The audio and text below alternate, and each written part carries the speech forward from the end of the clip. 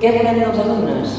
Que siguin sanes i feliços. Des d'inversors, usuaris... Tu reflexiones sovint sobre la complexitat. Trobes amb la gent aquesta, la gestió de l'atenció...